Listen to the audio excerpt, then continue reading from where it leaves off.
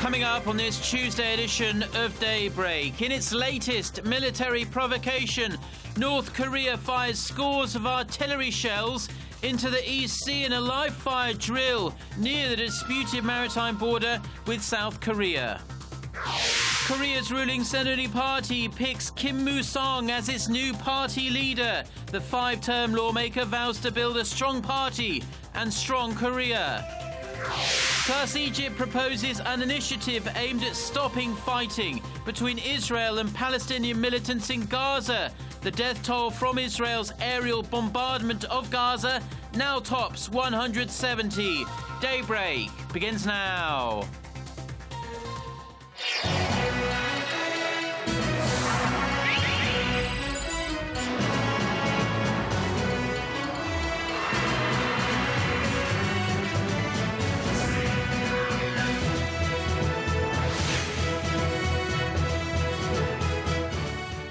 Hello and thanks for joining us. To our viewers around the world, it's 6 a.m. on Tuesday, July 15th here in Seoul. I'm Mark Broom and you're tuned in to Daybreak. Our top story this morning, another day, another defiant show of military might from North Korea. In its latest provocation, North Korea fired about 100 artillery shells into the East Sea on Monday from a site near the military demarcation line. The move came just hours after the two Koreas set a date for a round of working-level talks ahead of the Asian Games in South Korea. Hwang Sung-hee reports on the mixed signals coming out of the north. North Korea fired off around 100 artillery shells on Monday, just hundreds of meters away from the demilitarized zone. South Korea's Joint Chiefs of Staff said none of the projectiles landed in South Korean territory, but added it is rare for Pyongyang to fire so close to the border area. On Sunday, two short-range missiles were fired close to the demarcation line in Kaesong, which experts call a move clearly targeted at South Korea. On the one hand, it is protesting the joint military exercises between South Korea and the U.S. And on the other hand, it is calling for a shift in the Park Geun-hye administration's North Korea policy. The launches came just hours after Pyongyang agreed to meet with Seoul this week to discuss the details of its participation in the upcoming Asian Games in South Korea. Last week, the North said it would send a cheering squad along with athletes to the sporting event, which will begin in Incheon on September 19th. North Korea sent a message via the Inter-Korean hotline Monday morning, agreeing to South Korea's proposal to hold working-level talks on Thursday, July 17th. At the South Korean side of the border village of Panmunjom. On top of the agenda will be the team's transportation, their accommodations, and how the cost of the trip will be covered. The meeting follows Pyongyang's proposal to improve inter-Korean ties, and some say it could go beyond the scope of the sporting event. But considering its recent military provocations, North Korea is largely seen as trying to demonstrate its readiness for both dialogue or confrontation. The joint military drills between Seoul and Washington that begin this Wednesday could be another hurdle to better inter-Korean ties. Hwang Sung-hee, Arirang News. Now, the United States has urged North Korea to halt its provocative acts after its second straight day of missile and artillery test firing. An official at the Pentagon said North Korea needs to fulfill its international obligations and commitments and refrain from actions that threaten peace and stability in the region. The U.S. State Department added that it's steadfast in its commitment to the defense of its allies and will coordinate closely with South Korea on security issues. Now, in domestic politics, Korea's ruling Saenuri Party has a new look. On this Tuesday, at a party convention on Monday, the party selected a new leader and 4 Supreme Council members. President Park Geun-hye, who was in attendance, used the opportunity to call for urgent action on the nation's reform policies. Ji Myung-gil reports. The ruling Saenuri Party has a new party leader, Kim Moo-sung, a 5-term lawmaker who is considered to be more independent of President Park Geun-hye's influence. Kim promised a bigger role for the party in governance over the next 2 years and said he will seek to reset the relationship with the presidential house of Cheongwade. Our Saenuri Party has a clear goal. I will do my best for the success of Park Geun-hye administration.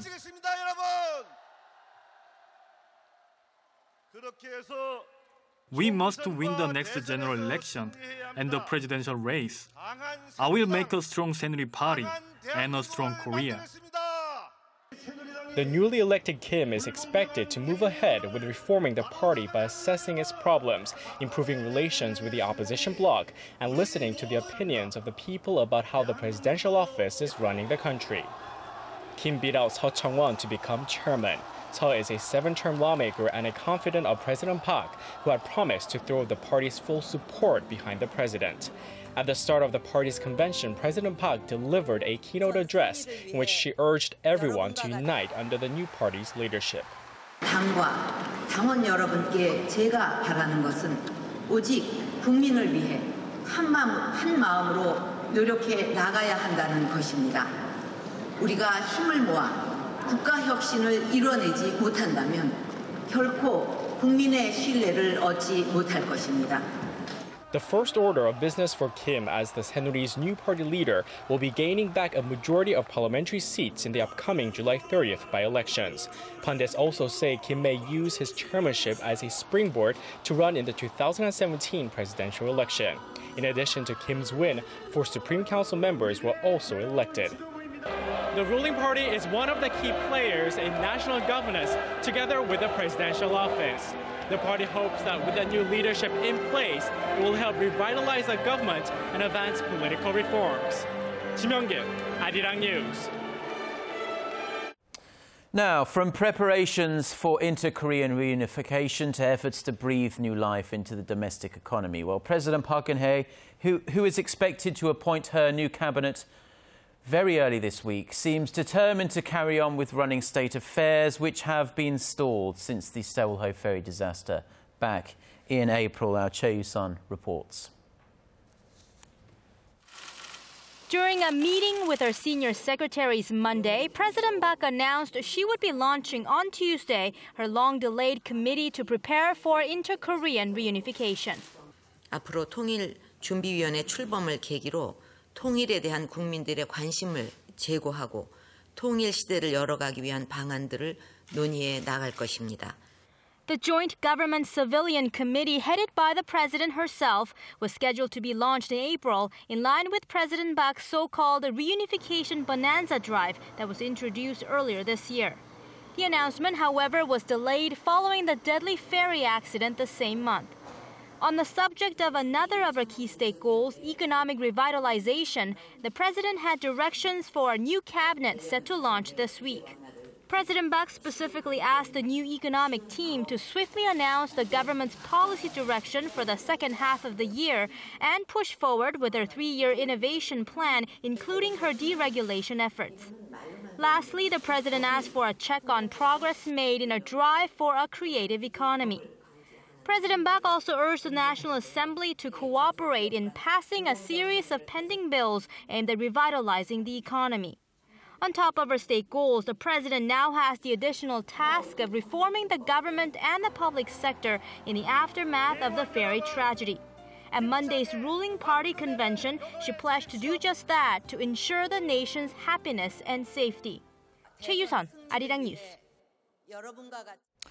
Now, Japanese Prime Minister Shinzo Abe is defending his controversial push to expand his country's military role, saying it is only limited in scope. In his first parliamentary session since his administration's decision to reinterpret Japan's pacifist constitution, Abe played down the expanded rules of engagement of collective self-defense, saying the newly adapted ability to aid a friendly nation under attack is strictly limited to things like minesweeping in the Middle East. He said Tokyo would require a formal constitutional amendment to engage in collective self-defense similar to that of other countries.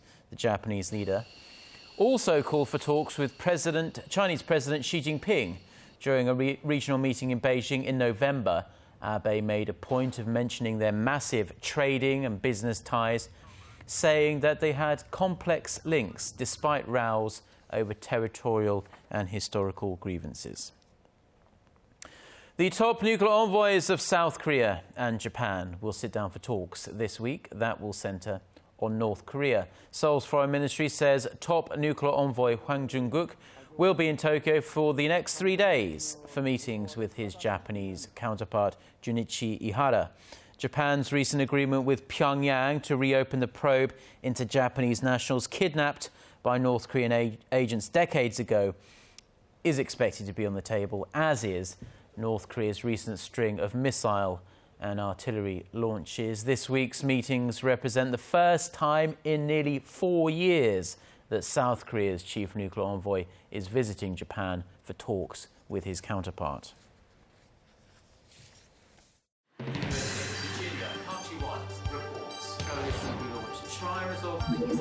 We start before the sun rises to bring you the latest stories out of Korea. We also lead the way with important global coverage. Stay on the pulse of what is happening with Daybreak.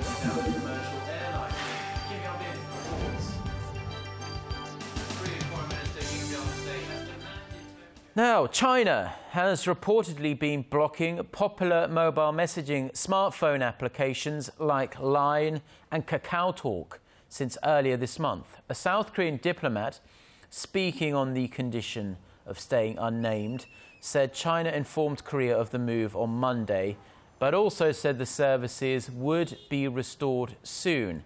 Now, industry sources say the shutdown was a possible attempt by Chinese authorities to block the sharing of information in the run-up to some sensitive anniversaries. China maintains a firm grip on the internet. Social networking sites like Facebook and Twitter remain closed off to the general public. Now, Korea's tech giant Samsung Electronics has suspended business with a Chinese supplier suspected of employing children under the age of 16. The non-profit labor group China Labor Watch has accused Dongguan Shenyang Electronics of using at least 5 child workers to make parts and cases for Samsung smartphones. Samsung said previous audits of the Chinese company showed no signs of child labor, but it has responded to the claims by launching its own investigation. Samsung said it would permanently cut off ties with the supplier if their probe determines any underage workers were employed there. Shenyang has not yet commented on the accusations. Now to some very welcome news on the trade front for Korea, because local companies landed almost $34 billion in overseas plant construction orders in the first half of this year. That's a staggering 20% jump on year. And Hwang explains what's behind this growth. Most of the orders have come from the Middle East, Africa, and the Americas. Korea's Ministry of Trade, Industry, and Energy says more than 50% of all orders were from Middle Eastern countries, including Kuwait and Iraq. African nations, including Algeria, also bumped up their orders compared to the first half of last year, but Asian and European countries reduced their orders, having fewer projects and plans to build industrial facilities. The total number of orders is worth $33.7 billion, nearly half of government's target of $70 billion for 2014.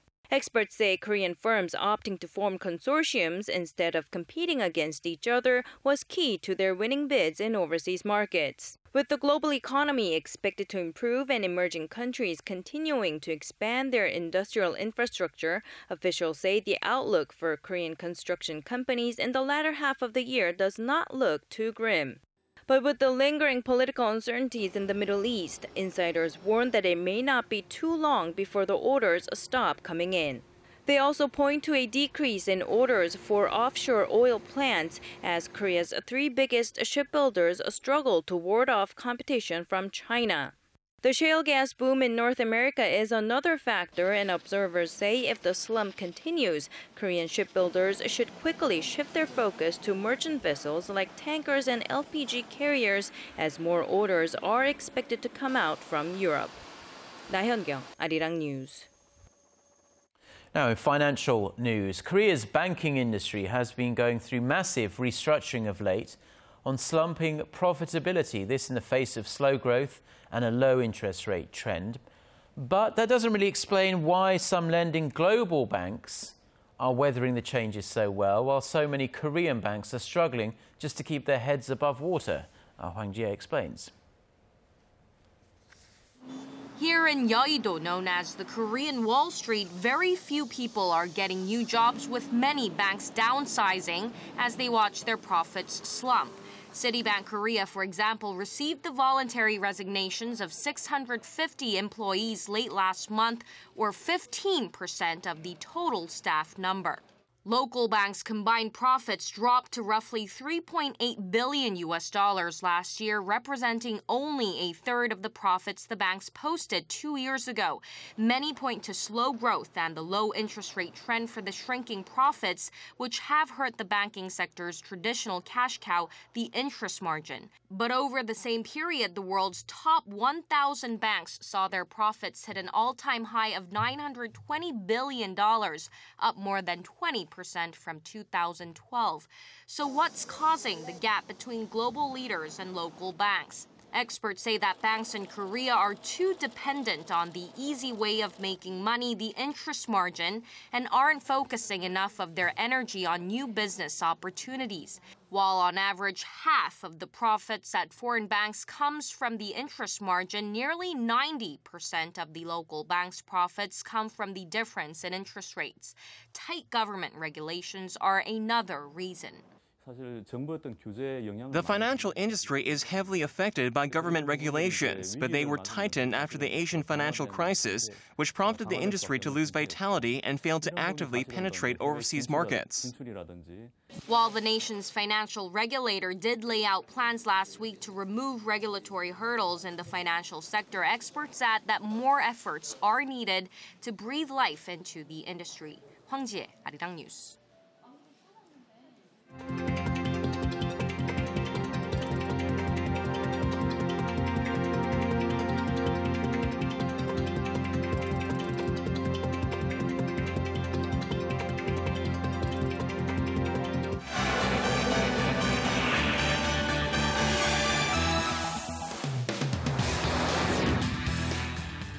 Time now for a look through the international headlines we're following on this Tuesday morning. For that, we turn to our Eunice Kim, standing by the news center. Good morning, Eunice.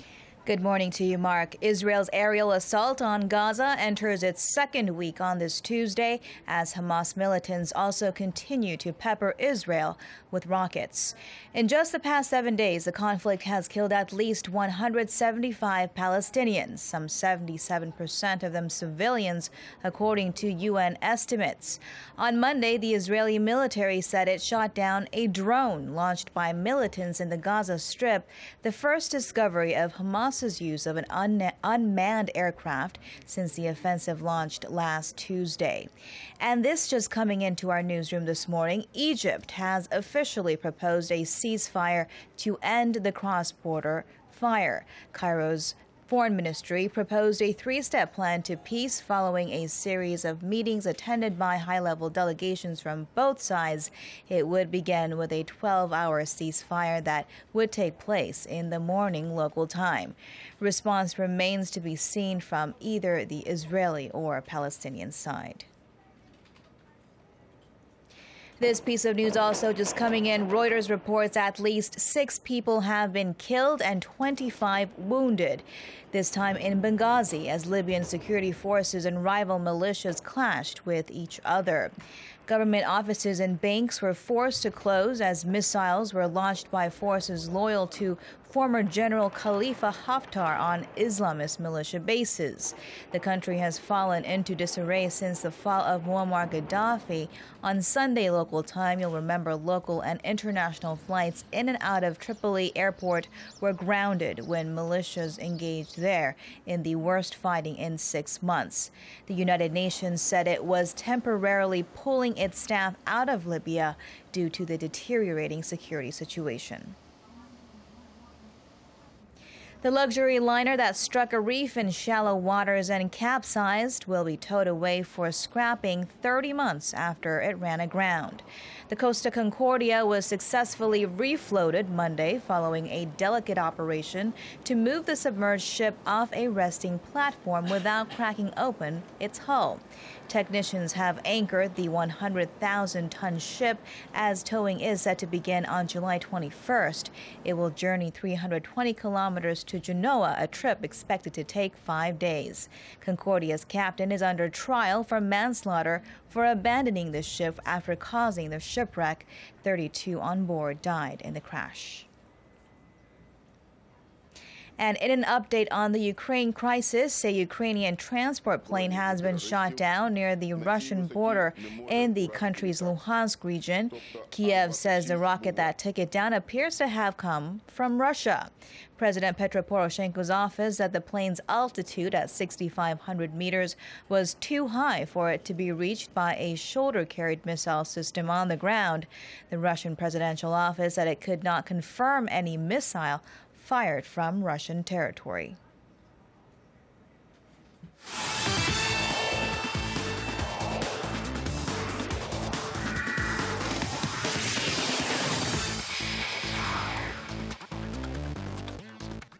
And a good Tuesday morning to you all as we kick things off with the Incheon Asian Games, which will begin in September. Now, the big news here in the nation is, of course, the participation of the North Korean athletes, and it seems like they'll send more athletes than first expected.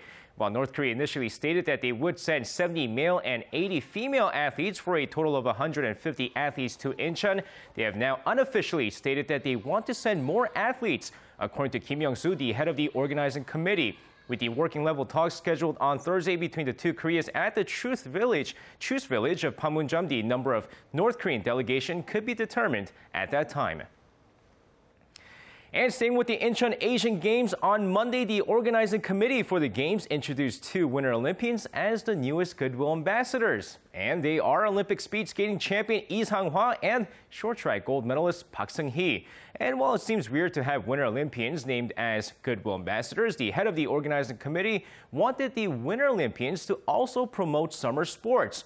Meanwhile, they joined a list of athletes including Chu Shin-soo of the Texas Rangers and PGA golfer Chae Kyung-ju, a.k.a. KJ Choi. And now the last time Korean football fans had a chance to see Son Heung-min play was during the heartbreaking 1-0 loss to Belgium during the group stages of the World Cup. Now they can see him again, this time in a different uniform, but here in Korea. With Son Heung-min's German club team Bayer Leverkusen set to play against FC Seoul at the end of the month during their Korea Tour 2014, set to play at least 45 minutes of the friendly. The German side will arrive on the 29th of this month and will hold their friendly at the Seoul World Cup Stadium on the next day. And now finishing things off, the 2014 Brazil World Cup has come to an end after Germany beat Argentina for their 4th title. But aside from that, what were some of the more memorable moments or stories during the tournament?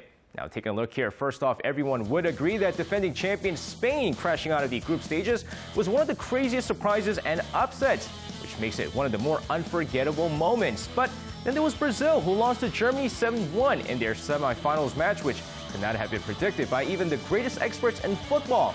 And then, of course, who can forget Luis Suarez, who decided to fight Italy's Giorgio Chiellini on the shoulder, leading to a 4-month ban. 2014 Brazil World Cup definitely had its moments.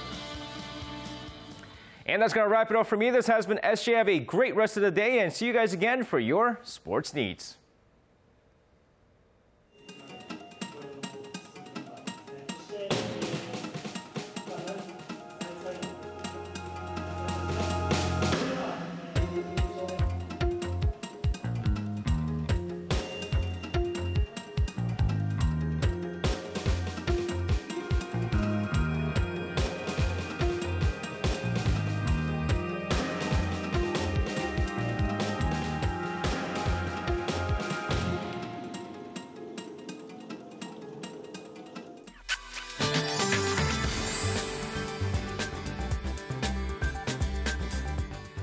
Good morning. While we'll get a brief relief from the heat today, temperatures will be 2 to 3 degrees lower than yesterday in most regions due to clouds and monsoon rain, which is in store for Jeju and southern coast area. So 10 to 40 millimeters of showers are expected in Jeju, where the 5 to 20 millimeters of precipitation is expected for southern coast, while the rest of the country will have mostly to partly sunny skies and expect to see more clouds rolling into the nation later in the day. With that in mind, here are the readings for today. Well, the morning lows are similar to yesterday. Here in Seoul, we are starting out at 24, and the high will rise to 30, while Daegu and Gwangju will have a daily high of 31 and 29, while Busan should make it to 27 this afternoon. And for other regions, Jeju Island and Daejeon should see a high of 25 and 30, and Dokdo will reach 28, while Mount Keungang hikes up to 22.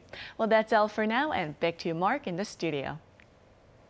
Thank you very much, Jion. And those are the stories we have for you at this hour. Korea Today is coming up with more news and more stories in about half an hour's time. And we'll be back throughout the day with even more news updates. Until then, goodbye.